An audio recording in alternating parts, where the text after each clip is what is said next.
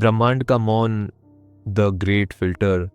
अभी इसी क्षण जब आप अपने बिस्तर पर लेटे हुए हैं तो एक बार अपने चारों ओर देखिए, या अगर आपकी आंखें बंद हैं तो महसूस कीजिए यह अंधकार जो आपके कक्ष में व्याप्त है।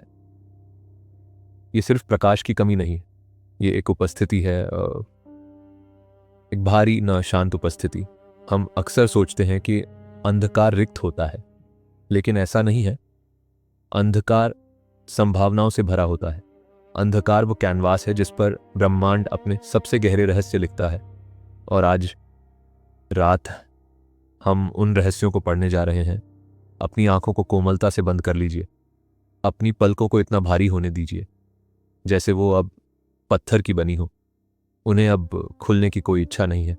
बाहरी दुनिया, वो प्रकाश, वो शोर, वो भागदौड़, सब उस बंद दरवाजे के बाहर रह गया है।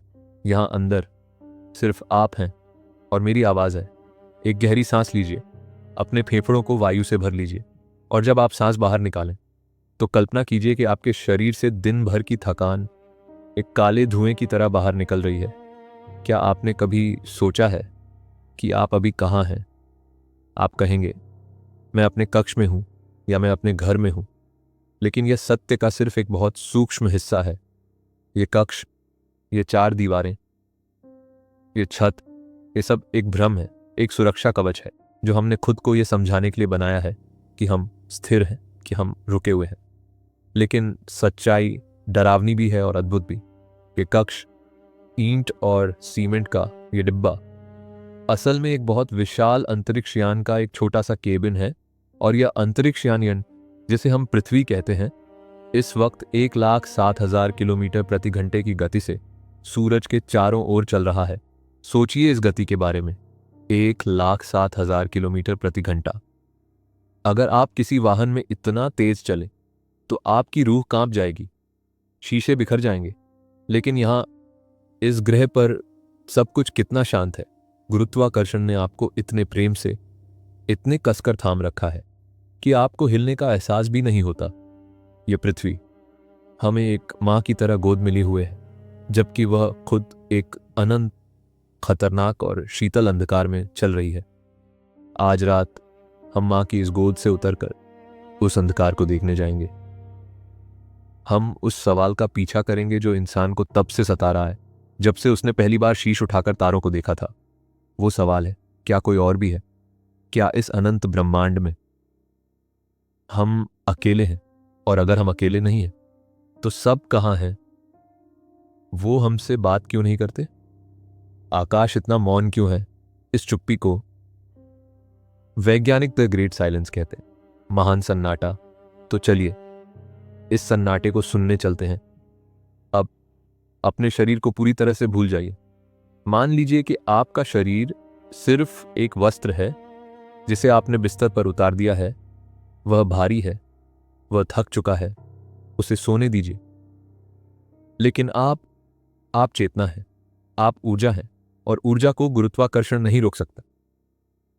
महसूस कीजिए कि आप अपने बिस्तर से इंच दर इंच ऊपर उठ रहे हैं, बहुत धीमे, जैसे पानी के अंदर बुलबुला ऊपर उठता है, बिना किसी शोर के, बिना किसी प्रयास के।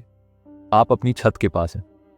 नीचे देखिए, वो शरीर जो चादर ओढ़े लेटा है, वो कितना शांत दिख रहा है। उसकी छाती धीरे धीरे ऊपर नीचे हो रही है, वो सुरक्षित है। अब आप छत के आर पार निकल जाते हैं, ईंटों, लोहे और कंक्रीट के परमाणुओं के बीच से गुजरते हुए, और अब आप खुले आकाश के नीचे हैं। रात की शीतल हवा आपको छू रही है। नीचे देखिए, आपका शहर, स्ट्रीट लाइट्स की पीली और नारंगी लकीरें मार्गों पर ऐसे बिछी हैं जैसे किसी ने पिघला हुआ सोना गिरा दिया हो। वाहन छोटे छोटे खिलौना वाहनों जैसे लग रहे हैं। लोग चींटियों से भी सूक्ष्म। हर घर में एक कहानी है, हर झरोखे के पीछे एक जीवन है। कोई हंस रहा है, कोई रो रहा है, कोई भोजन बना रहा है। ये लाखों आवाजें, लाखों कहानियां मिलकर एक शोर बनाती हैं, जीवन का शोर, पृथ्वी का संगीत। लेकिन हम इस संगीत से दूर जा रहे हैं। और ऊपर चलिए, पक्षियों के रास्ते से भी ऊपर, बादलों के बीच से गुजरते हुए। महसूस कीजिए उस शीतलता को गीले बादलों का स्पर्श आपके चेहरे पर। यहां शहर की आवाजें धुंधली होने लगी हैं। हॉर्न का शोर अब सिर्फ एक धीमी भनभनाहट है। आप भारत के ऊपर हैं। नीचे देखिए, शहरों का जाल रोशनी के द्वीपों जैसा लग रहा है, और उनके बीच में गहरा काला अंधकार। वो गांव है, वो वन है, वो खेत है जो अब सो चुके हैं। यह नजारा कितना सुंदर है, ठीक है, और कितना भ्रामक भी। इतनी ऊंचाई से इंसान नजर नहीं आते, उनकी समस्याएं नजर नहीं आती, सरहदें नजर नहीं आती, धर्म और जाति नजर नहीं आते। सिर्फ एक ग्रह नजर आता है, एक घर जो अंधकार में चमक रहा है। हम और ऊपर उठते हैं। अब हम पृथ्वी के वायुमंडल की परतों को पार कर रहे हैं। यह हवा की वो पतली सी परत है जिसने अरबों सालों से जीवन को बचाकर रखा है। यह हमारा नीला कंबल है। जैसे जैसे हम ऊपर जाते हैं, आकाश का रंग बदल रहा है। नीचे का आसमानी रंग अब गहरा नीला हो रहा है, फिर जामुनी, और फिर धीरे धीरे स्याह काला। हवा पतली हो रही है। अब यहां सांस लेने के लिए ऑक्सीजन नहीं है, लेकिन आपको सांस की आवश्यकता नहीं है। आप सिर्फ देख रहे हैं, आप सिर्फ महसूस कर रहे हैं। हम कार्बन रेखा को पार कर रहे हैं। ये वो सीमा है जहां पृथ्वी का अधिकार समाप्त होता है और अंतरिक्ष का साम्राज्य शुरू होता है। और जैसे ही हम इस रेखा को पार करते हैं, अचानक सन्नाटा, पूर्ण सन्नाटा से एक ऐसा सन्नाटा जो आपने पृथ्वी पर कभी महसूस नहीं किया। पृथ्वी पर सबसे शांत कक्ष में भी हवा की सरसराहट होती है, समय यंत्र की ध्वनि होती है, आपके अपने रक्त के बहने की आवाज होती है। लेकिन यहां अंतरिक्ष में ध्वनि का अस्तित्व ही नहीं है, क्योंकि यहां हवा नहीं है जो ध्वनि को एक स्थान से दूसरे स्थान ले जा सके। यहां अगर कोई तारा फट भी जाए, एक विशाल विस्फोट हो जाए, तो भी कोई आवाज नहीं आएगी। सब कुछ एक मूक चलचित्र की तरह होगा। पीछे मुड़कर देखिए, हमारी पृथ्वी, वह विशाल नीला गोला जो अंधकार में लटका हुआ है, कितनी अकेली लग रही है, कितनी नाजुक। ब्रह्मांड के इस अनंत अंधकार में सिर्फ वही एक स्थान है जहां हम जानते हैं कि जीवन है, जहां शोर है, जहां संगीत है। बाकी सब जगह सिर्फ मृत्यु है और चुप्पी है। अब अपनी दृष्टि पृथ्वी से हटाकर उस अनंत विस्तार की ओर घुमाइए। सामने देखिए, हमारा सबसे प्राचीन साथी चंद्रमा। हम उसकी तरफ तैर रहे हैं। पृथ्वी और चांद के बीच की दूरी 3,84,000 किलोमीटर है। एक बहुत विशाल दूरी, लेकिन ख्यालों की गति प्रकाश से भी तेज है। हम चांद के करीब पहुंच गए हैं। देखिए उसे, ये पृथ्वी जैसा नहीं है, ये रंगीन नहीं है, ये नीला या हरा नहीं है, ये ग्रे है, बेजान, सूखा हुआ और डरावना। इसकी सतह पर विशाल गर्त है। ये वो जख्म है जो अरबों साल पहले उल्कापिंडों की टक्कर से बने थे। पृथ्वी पर भी उल्कापिंड गिरे थे, लेकिन पृथ्वी की हवा और पानी ने उन जख्मों को भर दिया, मिटा दिया। लेकिन चांद पर हवा नहीं है, पानी नहीं है, इसलिए यहां कुछ नहीं मिटता। यहां समय जम गया है। हम चांद की सतह पर उतरते हैं। चारों तरफ देखिए, धूल के मैदान, ऊंचे ऊंचे काले पर्वत, और आकाश में एक तीखा चुभने वाला सूरज जो रोशनी तो देता है, लेकिन गर्मी नहीं। यहां स्थित होकर अपने चरणों के पास देखिए, धूल में कुछ निशान है, जूतों के निशान। ये नील आर्मस्ट्रांग और बज एल्ड्रिन के चरणों के निशान है। 1969 में वो यहां आए थे। 50 साल से भी अधिक हो गए। और पृथ्वी पर 50 सालों में क्या कुछ नहीं बदल गया।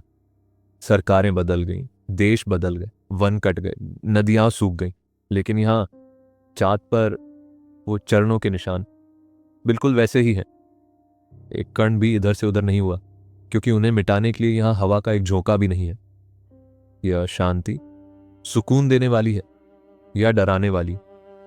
सोचिए, अगर इंसानियत समाप्त हो जाए, अगर पृथ्वी पर जीवन मिट जाए, तब भी अरबों साल तक ये निशान यहां रहेंगे, ये बताने के लिए कि हम कभी थे। ये चांद एक संग्रहालय है, एक कब्रिस्तान जैसा शांत। यहां स्थित होकर जब आप ऊपर देखते हैं तो आपको अरबों तारे दिखाई देते हैं, पृथ्वी से अधिक स्पष्ट, पृथ्वी से अधिक चमकदार। गणित कहता है कि हमारी आकाश गंगा में 200 अरब से अधिक तारे हैं। और उन तारों के आसपास खरबों ग्रह हैं। उनमें से कई ग्रह पृथ्वी जैसे होंगे। वहां पानी होगा, हवा होगी। तो फिर जीवन कहाँ है? अगर ब्रह्मांड इतना विशाल है और इतना प्राचीन है, तो अब तक एलियंस हमारे पास क्यों नहीं आए? हमने उनकी आवाजें क्यों नहीं सुनी? उनके शहर, उनके जहाज, उनके संकेत कहाँ हैं? आकाश की तरफ देखिए। क्या आपको कोई हलचल दिखाई दे रही है? नहीं। क्या आपको कोई रेडियो संदेश सुनाई दे रहा है? नहीं। सिर्फ सन्नाटा, गहरा, अनंत और रहस्यमयी सन्नाटा। इसे ही फर्मी पैराडॉक्स कहते हैं। वैज्ञानिक एनरिको फर्मी ने एक बार आकाश की तरफ देखकर पूछा था, सब कहाँ हैं? यह सवाल जब किसी बच्चे की जिज्ञासा जैसा लगता है, लेकिन असल में यह हमारे अस्तित्व का सबसे डरावना सवाल है, क्योंकि इस सन्नाटे के दो ही अर्थ हो सकते हैं। पहला अर्थ, हम सचमुच अकेले हैं इस पूरे अनंत ब्रह्मांड में। हम ही इकलौते समझदार जीव हैं, एक गलती, एक संयोग। और दूसरा अर्थ, वहां कोई था, बहुत सारे थे, लेकिन अब वो समाप्त हो चुके हैं। और यहीं पर आता है दी ग्रेट फिल्टर। सोचिए, जीवन एक सोपान चढ़ने जैसा है। पहला सोपान, निर्जीव पदार्थ से जीवन का बनना। दूसरा सोपान, एक कौशिकीय जीव से जटिल जीव बनना। तीसरा सोपान, जीवों का मस्तिष्क विकसित होना। चौथा सोपान, तकनीक और विज्ञान बनाना। और अंतिम सोपान, तारों तक पहुंचना। द ग्रेट फिल्टर एक ऐसी बाधा है, एक ऐसी दीवार है जो इस सोपान पर कहीं ना कहीं मौजूद है। एक ऐसी मुश्किल जिसे पार करना लगभग असंभव है। ज्यादातर सभ्यताएं इस दीवार से टकराती हैं और मिट जाती हैं। सवाल यह है कि वो दीवार कहाँ है? क्या वो दीवार हमारे पीछे है? क्या हमने उसे पार कर लिया है? क्या हम वो भाग्यशाली लोग हैं जो बच गए, या क्या वो दीवार हमारे आगे है? क्या हमारा इम्तिहान अब भी बाकी है? क्या हम भी बाकी सभ्यताओं की तरह मिटने वाले हैं? इस चांद के सन्नाटे में यह सवाल और भी भारी लगता है।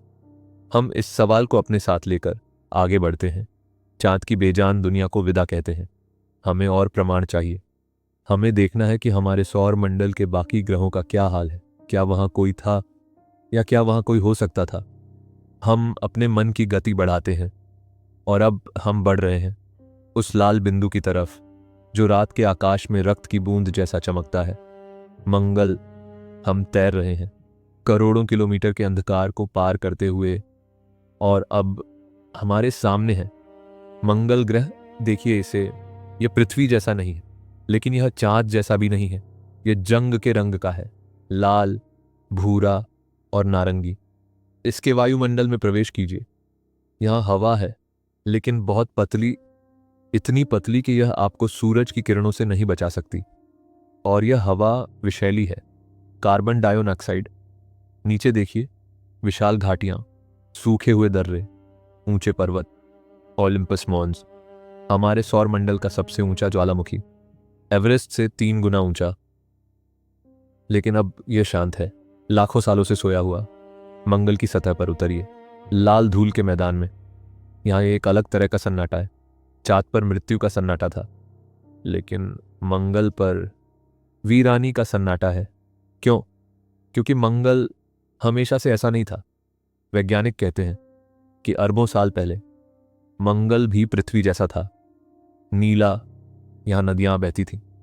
आप सूखी हुई नदियों के निशान देख सकते हैं। यहां झीलें थीं, यहां बादल थे, बारिश होती थी। शायद यहां जीवन भी था, छोटे छोटे सूक्ष्म जीव, या शायद उससे भी अधिक।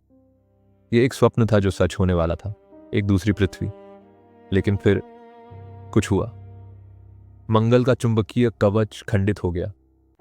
शायद उसका केंद्र शीतल पड़ गया, और जैसे ही कवच हटा, सूरज की हवाओं ने मंगल पर आक्रमण कर दिया। सूरज ने धीरे धीरे मंगल के वायुमंडल को छीन लिया, नोच लिया। पानी भाप बनकर अंतरिक्ष में उड़ गया। नदियां सूख गईं, बादल विलुप्त हो गए। जो जीवन पनप रहा था वो घुटकर मर गया, और बचा क्या?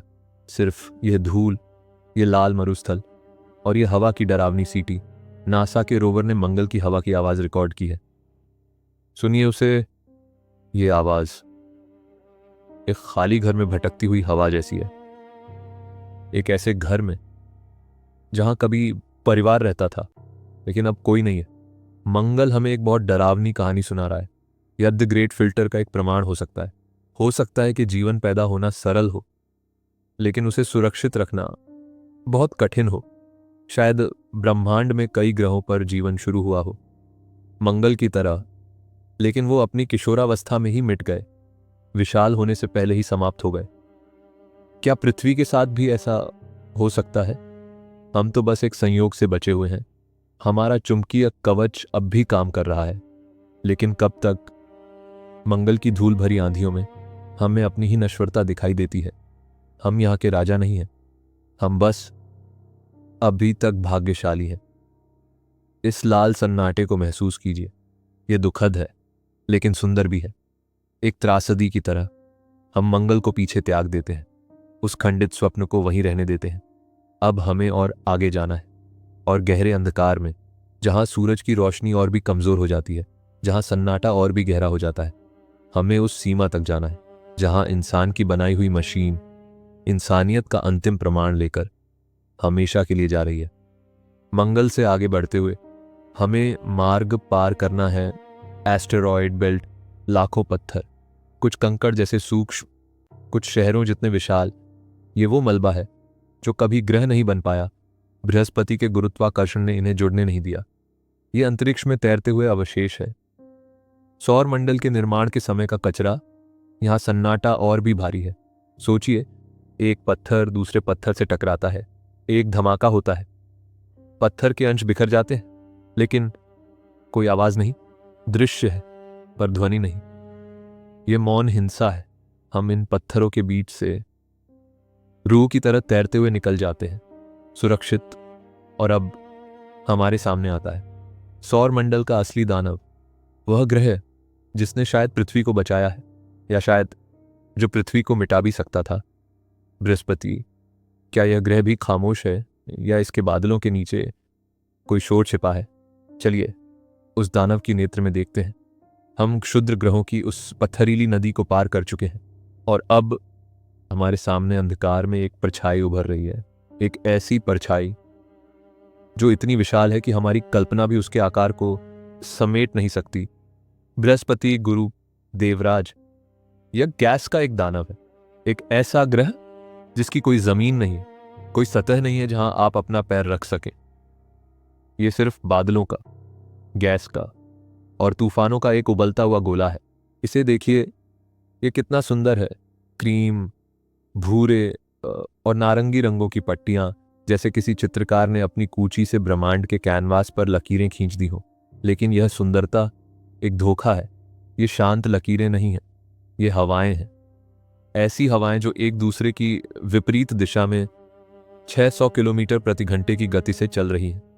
ये बादल एक दूसरे से टकरा रहे हैं, घिस रहे हैं, और उस घर्षण से जो बिजली पैदा होती है वो हमारी पृथ्वी की किसी भी बिजली से हजारों गुना अधिक शक्तिशाली है। लेकिन हम यहां जीवन खोजने आए हैं। क्या यहां जीवन हो सकता है?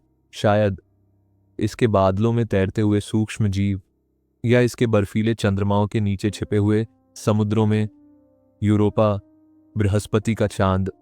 वैज्ञानिक कहते हैं कि उसकी बर्फ की मोटी परत के नीचे पानी का एक विशाल समुद्र है। शायद वहां मछलियां हों, शायद वहां कोई सभ्यता पनप रही हो। लेकिन वो बर्फ की दीवार इतनी मोटी है कि न हम उन्हें देख सकते हैं, न वो हमें देख सकते हैं। क्या ये भी दी ग्रेट फिल्टर का एक रूप है? सोचिए, अगर किसी ग्रह पर समझदार जीव पैदा हों, लेकिन वो एक ऐसे ग्रह पर हों जो पूरी तरह बादलों से ढका हो या बर्फ के नीचे हो, उन्हें कभी पता ही नहीं चलेगा कि ऊपर तारे भी हैं। उन्हें कभी पता नहीं चलेगा कि ब्रह्मांड कितना विशाल है। वो अपनी अंधेरी दुनिया में ही पैदा होंगे और वहीं मर जाएंगे, हमेशा के लिए कैद। क्या हम भी ऐसे ही कैद हैं? क्या हमारी सोच भी किसी अदृश्य दीवार से टकराकर वापस आ रही है? अब अपनी दृष्टि बृहस्पति की उस लाल नेत्र पर ले जाइए। द ग्रेट रेड स्पॉट, ये एक तूफान है, एक चक्रवात जो इतना विशाल है कि हमारी पूरी पृथ्वी अपने सारे पर्वतों, सारे समुद्रों, सारे शहरों और सारे अहंकार के साथ इसके अंदर समा सकती है। सोचिए, पृथ्वी पर एक तूफान आता है तो हम भयभीत हो जाते हैं, कुछ दिनों में वो समाप्त हो जाता है। लेकिन ये तूफान 350 सालों से चल रहा है। जब पृथ्वी पर राजा महाराजा राज करते थे तब भी यह तूफान चल रहा था। जब हम स्वतंत्र हुए तब भी यह चल रहा था, और जब हम नहीं रहेंगे शायद तब भी यह चलता रहेगा। ये तूफान एक शाश्वत हिंसा है। अगर हम अंतरिक्ष में सुन सकते तो बृहस्पति की आवाज कैसी होती? ये एक गड़गड़ाहट होती, बहरा कर देने वाली गर्जना, अरबों परमाणु बमों के फटने जैसी आवाज। लेकिन अंतरिक्ष का निर्वात हम पर दया करता है। इसने इस दानव का मुख बंद कर रखा है। हम इस हिंसा को देख सकते हैं लेकिन सुन नहीं सकते। बृहस्पति यहां एक मूक राक्षस की तरह स्थित है, और उसका यह मौन उसकी गर्जना से भी अधिक डरावना है। हम इस अशांत दानव से दूर हटते हैं। उसके गुरुत्वाकर्षण के जाल से खुद को बचाते हुए हम और आगे बढ़ते हैं। आगे शनि अपनी अंगूठियों के साथ चमक रहा है, ब्रह्मांड का सबसे सुंदर आभूषण। लेकिन हम वहां नहीं रुकेंगे, क्योंकि हमें पता है कि वो अंगूठियां भी बर्फ और पत्थरों के टकराने का शोर है, एक सुंदर भ्रम। हमें और दूर जाना है, वहां जहां सूरज सिर्फ एक चमकीला तारा बनकर रह जाता है, वहां जहां असली अकेलापन शुरू होता है। हम सौर मंडल के बाहरी किनारे पर पहुंच रहे हैं। यहाँ अंधकार बहुत गहरा है और शीतलता हड्डियों को जमा देने वाली। यहाँ इस घने सन्नाटे में हमें धातु का एक छोटा सा अंश तैरता हुआ दिखाई देता है। ये कोई पत्थर नहीं है, ये कोई ग्रह नहीं है, ये एक मशीन है, वॉयेजर 1। इसे 1977 में फ्लोरिडा से लॉन्च किया गया था। उस वक्त आपके माता पिता भी शायद बच्चे रहे होंगे। तब से 47 सालों से ये मशीन चल रही है, हर पल 17 किलोमीटर की गति से, गोली से भी तेज। लेकिन इस विशाल अंतरिक्ष में ये गति भी रेंगने जैसी लगती है। इसके पास अब कोई इंजन नहीं चल रहा, ये बस अपनी पुरानी गति पर तैर रहा है। जरा वॉयेजर के नजरिए से सोचिए, वह पृथ्वी से 24 अरब किलोमीटर दूर है। यहां से पृथ्वी दिखाई भी नहीं देती। अगर आप बहुत ध्यान से देखें तो शायद सूरज के पास एक बहुत ही धुंधला सा नीला बिंदु नजर आए। वो बिंदु हमारा घर है, और वॉयेजर उस घर को हमेशा के लिए त्याग चुका है। वह एक अनाथ है, एक ऐसा बच्चा जो घर से खेलने निकला और अब इतना दूर आ गया कि वापस लौटने का मार्ग भूल गया। इससे बनाने वाले कई इंजीनियर अब इस दुनिया में नहीं है, लेकिन उनकी बनाई हुई यह मशीन अभी भी जीवित है, अभी भी उस अंधकार से पृथ्वी को धीमे धीमे संकेत भेज रही है। वॉयेजर 1 इंसानी इतिहास की सबसे अकेली वस्तु है, लेकिन वह खाली हाथ नहीं जा रहा। उसके हृदय में एक निधि है, एक सोने का रिकॉर्ड, एक तांबे की डिस्क जिस पर सोने की परत चढ़ी है। उस पर पृथ्वी की कहानी लिखी है।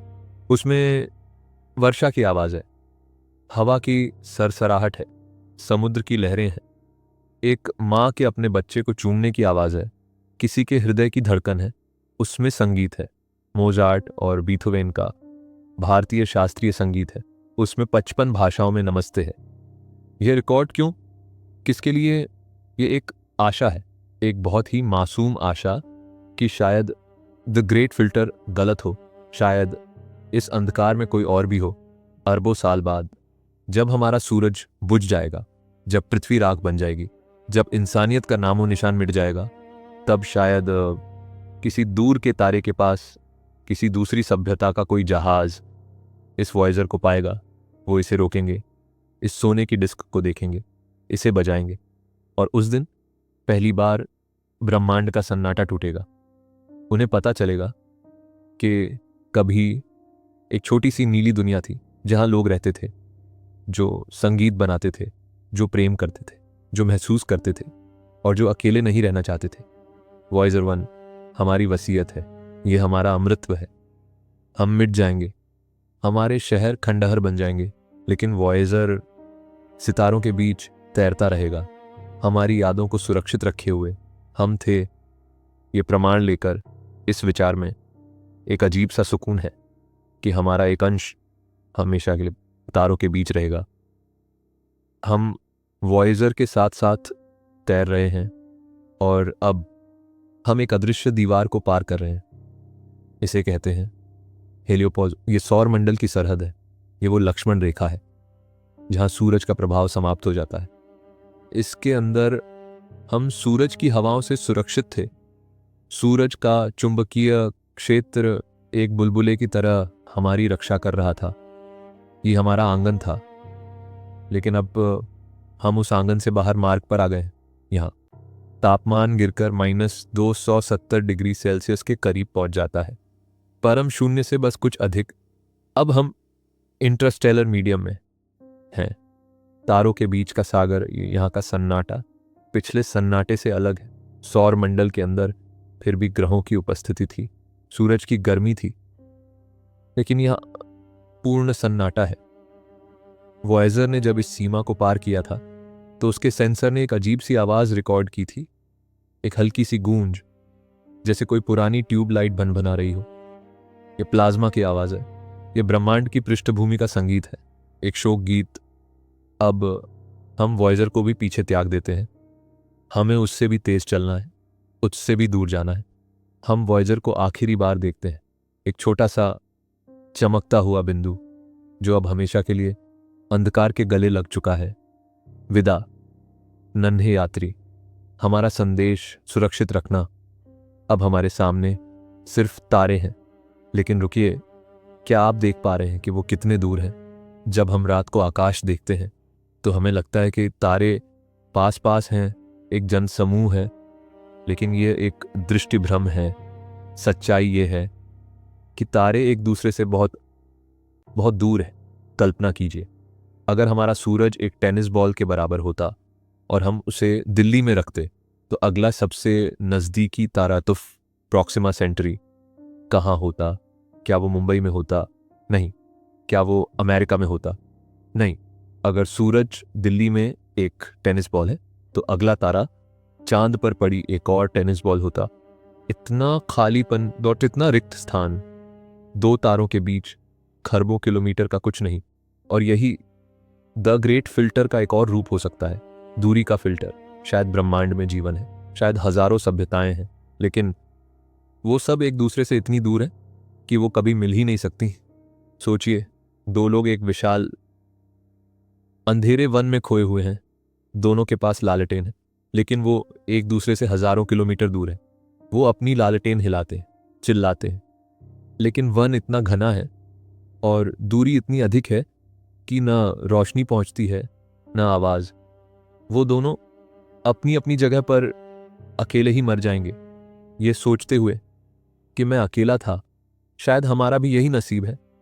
हम रेडियो संकेत भेज रहे हैं, हम सुन रहे हैं, लेकिन हमारे सबसे तेज संकेत को भी हमारी अपनी आकाशगंगा को पार करने में 1,00,000 साल लगते हैं। 1,00,000 साल। तब तक भेजने वाला और सुनने वाला दोनों मिट चुके होंगे। ब्रह्मांड ने हमें दूरी की जेल में कैद कर रखा है, एक ऐसी जेल जिसकी दीवारें नहीं हैं, लेकिन फिर भी हम बाहर नहीं निकल सकते।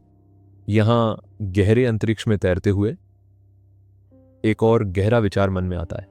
जब आप इन तारों को देख रहे हैं तो आप उन्हें आज में नहीं देख रहे, आप उनका अतीत देख रहे हैं।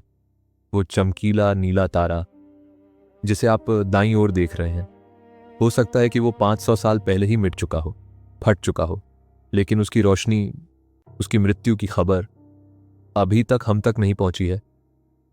हम एक रूह को देख रहे हैं। पूरा आकाश एक इतिहास की पुस्तक है। हम जो देख रहे हैं वो अब सच नहीं है, और जो सच है वो हम देख नहीं सकते।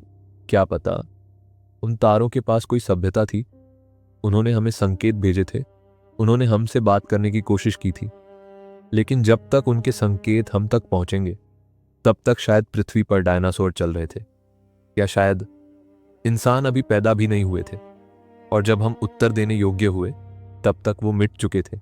ये समय का खेल है। दो सभ्यताएं सिर्फ जगह में ही नहीं बल्कि समय में भी अलग हो सकती। शायद ब्रह्मांड एक उत्सव जैसा है, लेकिन हम उस उत्सव में बहुत विलंब से आए हैं, जब सब जा चुके हैं, सिर्फ खाली पात्र और बुझी हुई अवशेष बचे हैं। या शायद हम बहुत जल्दी आ गए हैं, अभी अतिथि आए ही नहीं है। दोनों ही स्थितियों में परिणाम एक ही है, सन्नाटा। इस विचार के साथ हम और गहरे उतरते हैं। तारों के बीच की यह दूरी हमें डराती नहीं है, ये हमें विनम्र बनाती है। अब हम बढ़ रहे हैं एक ऐसे क्षेत्र की ओर जहां तारे भी जन्म लेते हैं और जहां तारे मरते भी हैं। हम निहारिकाओं के पास से गुजरेंगे जो ब्रह्मांड की नर्सरी है, और हम उस दानव का सामना करेंगे जो शायद सभ्यताओं का अंत है, ब्लैक होल।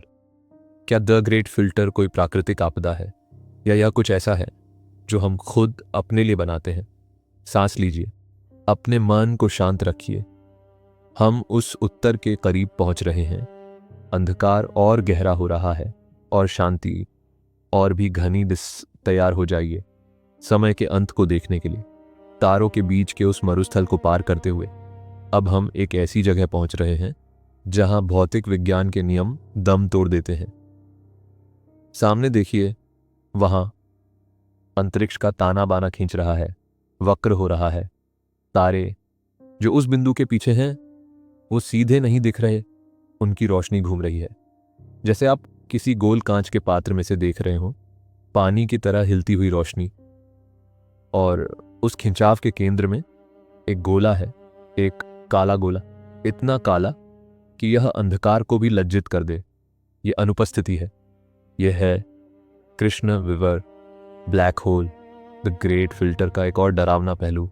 कुछ वैज्ञानिक सोचते हैं कि शायद उन्नत सभ्यताएं मिटती नहीं है, शायद वो छिप जाती हैं। कहाँ? ब्लैक होल के अंदर या उसके किनारे पर। सोचिए, ब्लैक होल के पास एक बहुत ही अजीब चीज होती है। आइंस्टीन ने हमें बताया था कि जहां गुरुत्वाकर्षण बहुत अधिक होता है वहां वक्त धीमा हो जाता है। सोचिए, समय जो हमेशा चलता रहता है, टिक टिक टिक टिक, कभी नहीं रुकता। लेकिन यहां ब्लैक होल के किनारे पर समय थक जाता है, वो सुस्त हो जाता है। अगर आप यहां स्थित हो जाएं और दूर पृथ्वी को देखें तो आपको पृथ्वी पागलों की तरह तेज घूमती हुई दिखेगी। वहां सदियां गुजर जाएंगी, सभ्यताएं बनेंगी और मिट जाएंगी, जबकि यहां आपकी घड़ी में सिर्फ 1 मिनट बीतेगा। यह भविष्य की मशीन है। शायद ब्रह्मांड की सबसे समझदार सभ्यताएं इसी जगह आ गई हैं। वो इस समय के ठहराव का उपयोग कर रही हैं। वो बाहर की दुनिया के शोर, युद्ध और विनाश से दूर यहां छिप गई हैं, एक शाश्वत नींद में। हम उस काले बिंदु के पास तैर रहे हैं। इसे राक्षस मत समझिए, इसे एक साधु की तरह देखिए, शांत, स्थिर और गहरा। यह ब्रह्मांड का सबसे विशाल साइलेंसर है। यहाँ दी ग्रेट फिल्टर का भय समाप्त हो जाता है, क्योंकि यहाँ जीवन और मृत्यु का चक्र ही रुक जाता है। उसकी आवाज को सुनिए। नासा ने ब्लैक होल की ध्वनि तरंगों को बदला है। ये एक बहुत ही धीमी और भारी गूंज है। धुम मम। ये ब्रह्मांड के हृदय की धड़कन है, बहुत धीमी, बहुत गहरी। ये आवाज आपके अंदर के हर भय को सोख लेती है। ये आपको बताती है कि संघर्ष करने की कोई आवश्यकता नहीं है। तैरना बंद कर दीजिए, हाथ पैर मारना बंद कर दीजिए, बस बह जाइए उस खिंचाव के साथ, उस अंधकार के साथ। हम ब्लैक होल के उस सम्मोहन से खुद को बाहर निकालते हैं, हम उसे पीछे त्याग देते हैं। जैसे जैसे हम ऊपर उठते हैं एक और विचार मन में आता है। हमने बाहर बहुत खोजा, मंगल पर, तारों के बीच, ब्लैक होल के पास। लेकिन क्या हो अगर दी ग्रेट फिल्टर बाहर नहीं बल्कि अब अंदर हो? शायद सभ्यताएं इसलिए खामोश नहीं है कि वो मिट गई, शायद वो खामोश इसलिए है क्योंकि वो अब बाहर देखना नहीं चाहती। सोचिए, इंसानियत को देखिए। हम पहले वन में भागते थे, फिर हम शहरों में आए, फिर हम अपने घरों में बंद हुए, और अब हम अपने कक्षों में स्क्रीन्स के सामने बंद है। हम एक आभासी दुनिया बना रहे हैं। शायद हर उन्नत सभ्यता एक समय के बाद अंतरिक्ष में जाना बंद कर देती है, क्योंकि अंतरिक्ष शीतल है, दूरियां बहुत विशाल हैं और वहां जाना बहुत कठिन है। इसके बजाय वो अपने ही ग्रह पर कंप्यूटर के अंदर अपनी एक अलग दुनिया बना लेते हैं, एक स्वर्ग जहां वो अमर हो सकते हैं, जहां वो ईश्वर बन सकते हैं, वो अंतर्मुखी हो जाते हैं। और इसीलिए ब्रह्मांड खामोश है। सब अपनी अपनी डिजिटल नींद में सोए हुए हैं, अपने अपने स्वप्नों में खोए हुए। कोई भी झरोखा खोलकर बाहर नहीं झांक रहा, कोई भी अभिवादन नहीं बोल रहा। क्या हम भी उसी दिशा में जा रहे हैं? आज रात जब आप अपने फोन को रखकर सोएंगे तो आप भी तो यही कर रहे हैं। आप बाहरी दुनिया को बंद कर रहे हैं और अपनी अंदरूनी दुनिया में जा रहे हैं। शायद नींद ही हमारा ग्रेट फिल्टर है, एक सुरक्षित आश्रय। अब हम अपने नजरिए को और विशाल करते हैं, बहुत विशाल।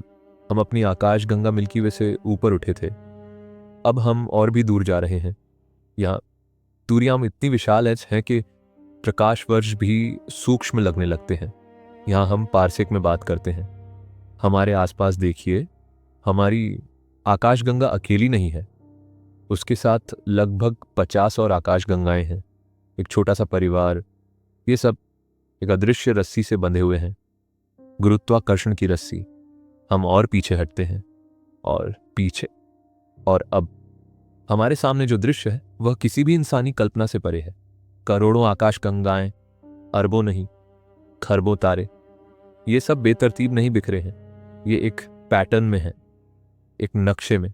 रोशनी की नदियां बह रही हैं, आकाशगंगाएं पानी की बूंदों की तरह उन नदियों में बह रही है, और ये सारी नदियां एक केंद्र की तरफ जा रही है, द ग्रेट अट्रैक्टर।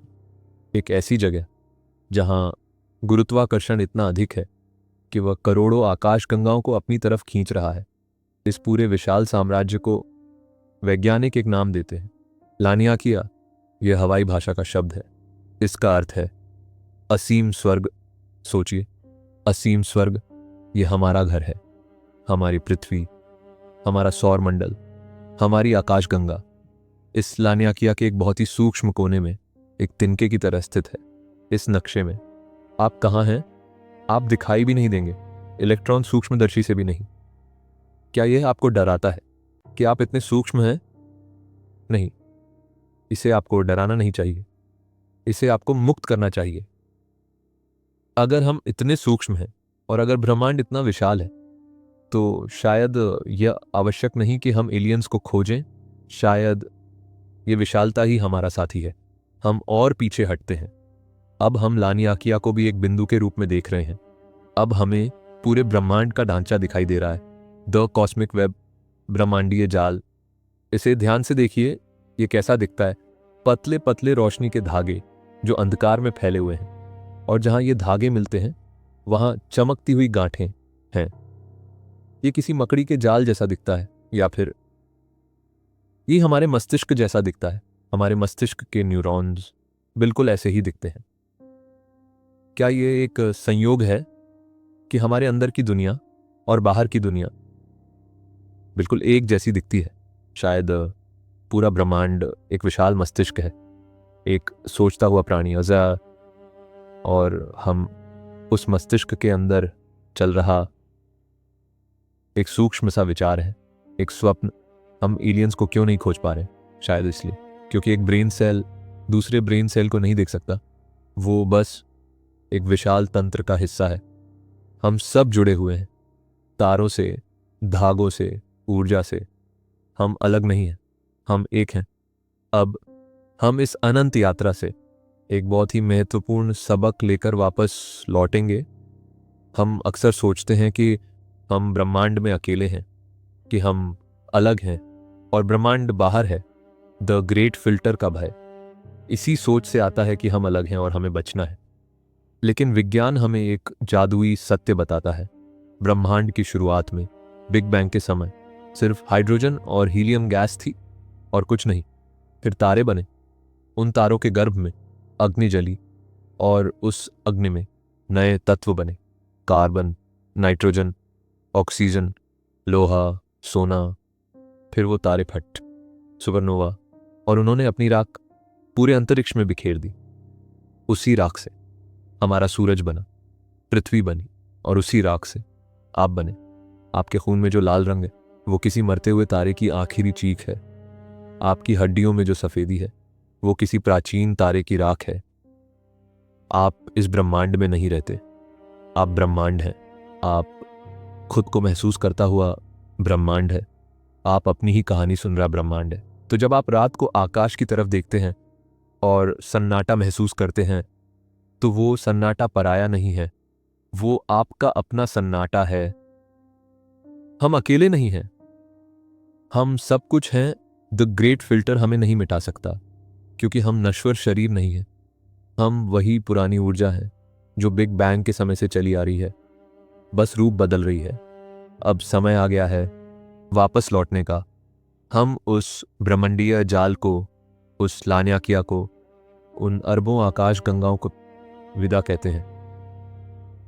हम नीचे उतर रहे हैं बहुत तीव्र गति से, लेकिन बहुत कोमलता से। हम अंधकार के सागर में गोता लगा रहे हैं। सामने देखिए, हमारी आकाश गंगा, मिल्की वे, एक परिचित रोशनी। हम उसके अंदर प्रवेश करते हैं। अरबों तारों के बीच से गुजरते हुए हम अपने सौर मंडल को खोजते हैं। हम नेपच्यून की ठंडी हवाओं को पार करते हैं। शनि के डरावने गीतों को पीछे त्याग देते हैं। बृहस्पति के तूफानों से बचते हुए हम आगे बढ़ते हैं। मंगल की लाल धूल को पार करते हैं और फिर सामने वो नीला मोती, हमारी पृथ्वी, कितनी शांत, कितनी सुरक्षित। हम वायुमंडल में प्रवेश करते हैं। बादल हमारे स्वागत के लिए हट जाते हैं। हम आपके महाद्वीप, आपके देश, आपके शहर के ऊपर आ गए हैं। शहर की बत्तियां अब धीमी हो चुकी हैं। दुनिया सो रही है। हम आपकी छत के पार, आपके कक्ष में वापस आ गए हैं। अब अपने शरीर को महसूस कीजिए, बिस्तर का वो स्पर्श जो आपकी पीठ को सहारा दे रहा है, गुरुत्वाकर्षण जो आपको प्रेम से थामे हुए है, ताकि आप अंतरिक्ष में खो न जाएं। आप सुरक्षित हैं। आपने अभी अभी अनंत की यात्रा की है। आपने द ग्रेट फिल्टर की आंखों में देखा है। आपने अकेलेपन का सामना किया है, और उस विशालता को देखने के बाद अब यह कक्ष सूक्ष्म नहीं लगता। अब यह कक्ष ब्रह्मांड का एक पवित्र कोना लगता है। वह अंधकार जो आपकी बंद पलकों के पीछे है, वो वही अंधकार है जो ब्लैक होल में था। वो वही अंधकार है जो दो आकाश गंगाओं के बीच में था। वो अंधकार आपका मित्र है। ब्रह्मांड का सन्नाटा मौन नहीं है, वो शांति है। अपने मस्तिष्क को रिक्त कर दीजिए। उन वॉइड्स की तरह विचारों को आने दीजिए और जाने दीजिए। उन्हें पकड़िए मत। आप सिर्फ चेतना है, आप सिर्फ ऊर्जा है। वॉयजर की तरह आप भी एक यात्रा पर हैं, लेकिन यह यात्रा बाहर की तरफ नहीं है। यह यात्रा अंदर की तरफ है, स्वप्नों की दुनिया में, जहां आप उड़ सकते हैं, जहां आप सितारों को छू सकते हैं। अब अपनी सांसों पर ध्यान दीजिए, अंदर और बाहर। हर सांस के साथ आप ब्रह्मांड की ऊर्जा अंदर ले रहे हैं, और हर सांस त्यागने के साथ आप खुद को उस शून्यता में विलीन कर रहे हैं। शायद हम अकेले हैं, और यह अच्छी बात है। इसका अर्थ है कि यह पूरी शांति, ये पूरी जगह सिर्फ आपके विश्राम के लिए है। कोई एलियन शोर नहीं मचा रहा, कोई युद्ध नहीं हो रहा, सिर्फ शांति। समय अब मायने नहीं रखता। समय यंत्र की ध्वनि अब धीमी हो गई है। टिक टिक, सब कुछ शांत है। मंगल की हवा शांत हो गई है। बृहस्पति का तूफान थम गया है। ब्लैक होल सो गया है। सिर्फ आप हैं, और यह गहरा मखमली सन्नाटा, इस सन्नाटे में एक संगीत है, नींद का संगीत। तैरिए उस शून्य में, बिना किसी भय के, बिना किसी चिंता के। अब तारों की धूल है, और अंत में धूल को शांत होना ही होता है। सो जाइए इस विश्वास के साथ कि कल सूरज फिर निकलेगा। यह ब्रह्मांड आपको फिर जगाएगा, लेकिन अभी अभी सिर्फ विश्राम है, अनंत विश्राम। शुभ रात्रि ब्रह्मांड यात्री। शुभ रात्रि, शुभ रात्रि।